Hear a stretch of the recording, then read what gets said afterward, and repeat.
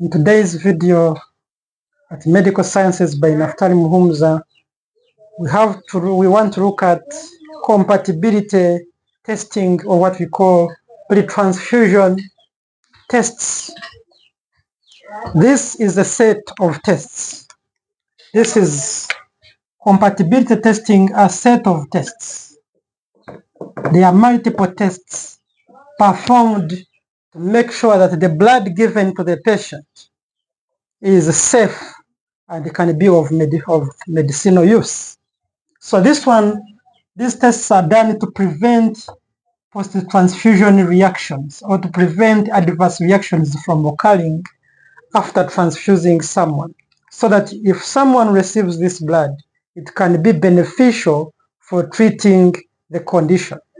So these tests are done on the blood and the blood products to be given to the patients. They are done before to be sure that this blood which is being given to the patient is safe for him or her. And after looking at these sets of tests, we are going to list them down, whereby these tests include, first of all, we begin with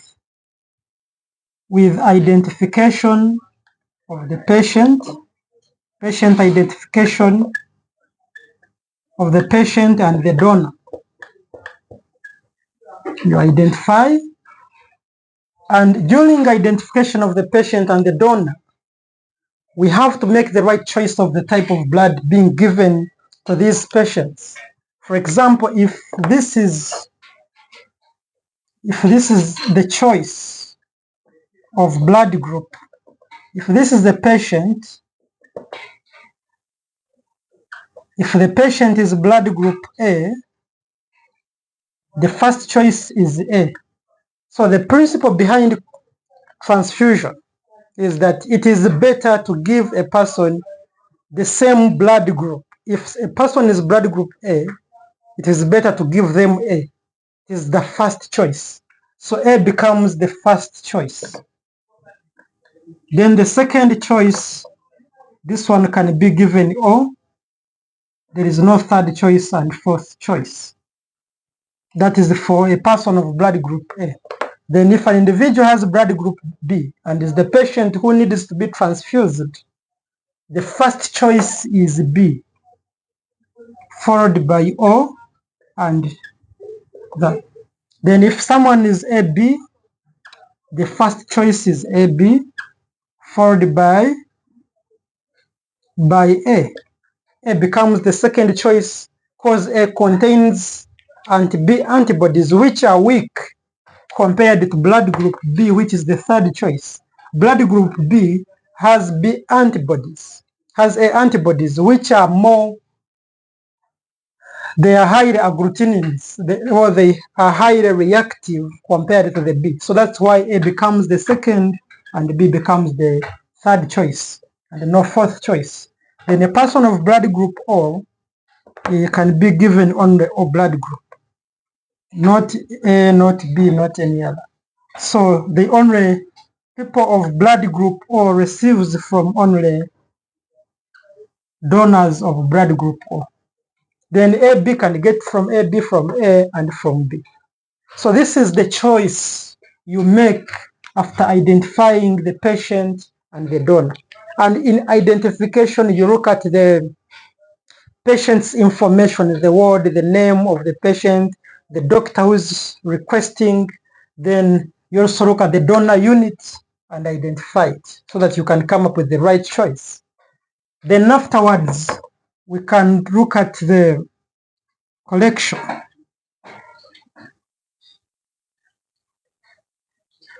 of specimen. Here the specimen, during compatibility testing, we collect 10 mils, at least 10 mils from the patient, and we can use 4 in EDTA tube, that is purple top. We can also use 4 mils, other 4 or 5 mils in the plain top. This one we shall be able to use it for blood grouping, and that is ABO and RH. Then this one can be used for compatibility, for cross-matching. This one is used for cross-match. Then this one is for grouping. And this sample should be used, should be fresh. But if there is a delay, it can be kept for at least 7 days at temperature between 2 to 6 degrees centigrade. And another thing to note is that if the patient has previously has been transfused or has been pregnant, the sample should not be older than 3 days. The sample should not be older than 3 days for the patient who have previously been transfused and the one who has been pregnant. These ones, it should not exceed 3 days. And after collecting these samples, they should be retained for at least 4 days in the case of transfusion reactions which will occur. So this is the collection of the specimen, which is not part of the test. So the test was number 1, identification of the patient and the donor, followed by number 2 is going to be ABO blood grouping. Here we are going to perform it both on the patient or the recipient and the donor unit. After choosing the donor, either A or O, we have to repeat the grouping, ABO grouping, to be sure if there was no mistake in labeling. And even on the EDTA tube from the patient, we use it to also group this patient to determine his ABO blood group. Then the third one we can also do resource grouping. And under resource grouping, we also do it both on the patient or the recipient and the donor. Still, we want to be sure if the label on the donor unit is well represented or there was no mistake in labeling. And also we determine the resource group of the patient. That is the third test we can do under pre-transfusion test. Then the fourth we can do is cross-matching. We can do cross-matching. And this cross-matching is divided into two. It is categorized into two. We have what we call major cross-match and minor cross-match. Under major cross-match, you're using donor cells being added to the patient's serum to identify presence of antibodies in the serum of the recipient, which might react to the donor cells. That is what we call major. Then minor, here we are using patient cells to react to the donor serum. Here we are detecting if the donor serum has any. This one applies majorly to the whole blood, or if you are giving other blood components like FFPs, to rule out any antibodies present in the donor blood that react towards the patient cells. But this one is, the way the name suggests, is minor. It is not majorly done. The one which is mostly done is the major cross-match, whereby under major cross-match we are using patient serum to the donor cells to rule out any presence of antibodies that might react towards the donor cells. So under major cross-matching, whereby we are cross-matching the donor cells with the patient's serum, it is categorized into 4 ways or 4 steps, whereby one is we are going to test for presence of antibodies. This cross-match is used for testing presence of antibodies in patient serum.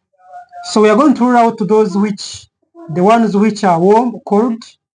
So number 1 is checking for presence of antibodies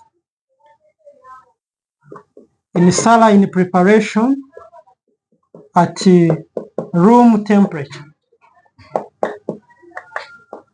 We do it at room temperature. Then B, we can also check for the presence of antibodies at 37 degrees centigrade in saline preparation. Here we are using normal saline. Then we can also go ahead and we do look at presence of rare antibodies or autoimmune antibodies or incomplete antibodies. So here we are checking for presence of incomplete antibodies that might be present. These ones are a measure of IgG type. And here we are using anti-human globulin, or what we call Coombs reagent. Coombs reagent, and the method being done here is indirect Coombs. We are using indirect Coombs method for detecting the presence of incomplete antibodies or rare antibodies or weak DU antibodies that might be present in the patient's serum that can react towards donor cells. So we shall also do that. Then lastly, the test we can also perform under cross-matching, that is major cross-match, is validity testing. Validity testing,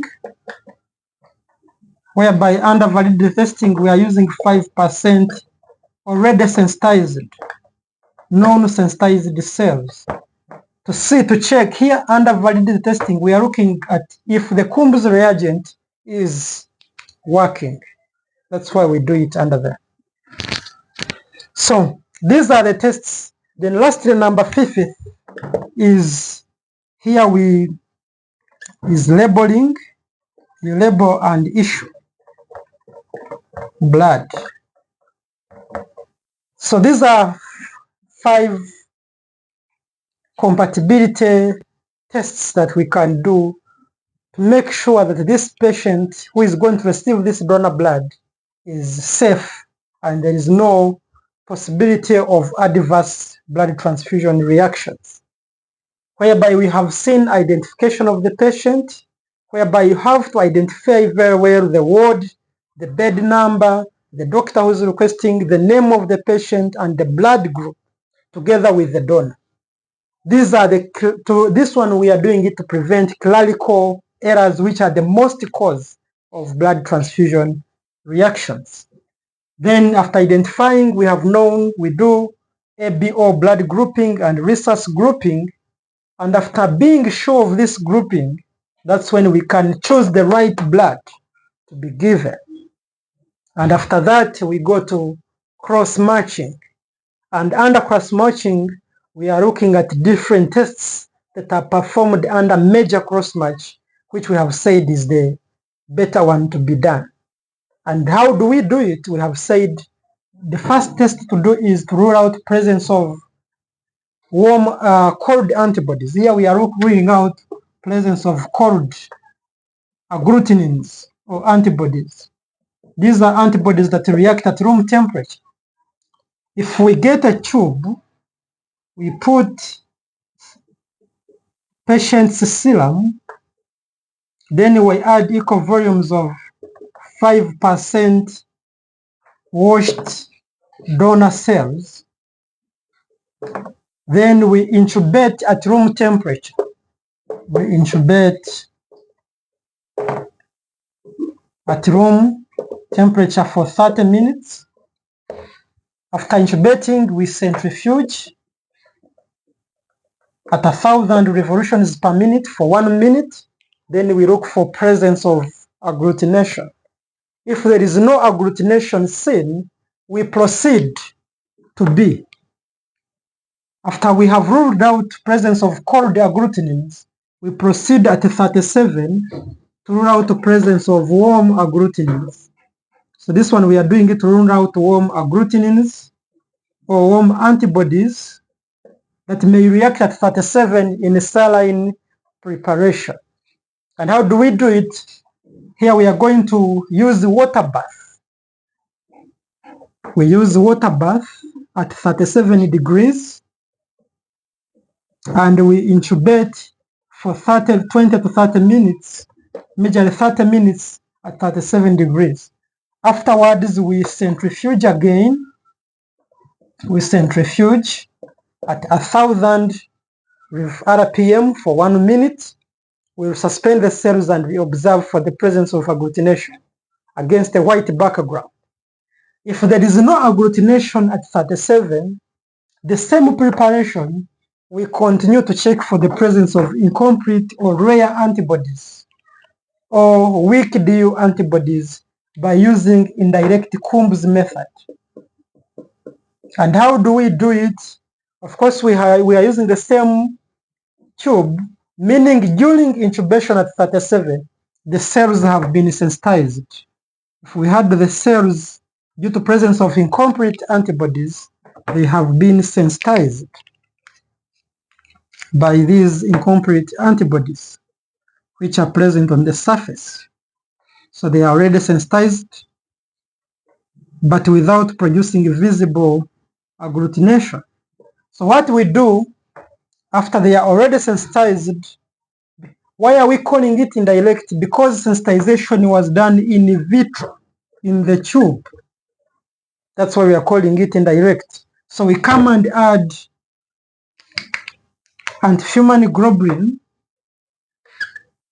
which is developed by injecting animals with human globulins, and during intubation, we are going to see that these anti-human globulin antibodies are going to come and cause cross-linkage.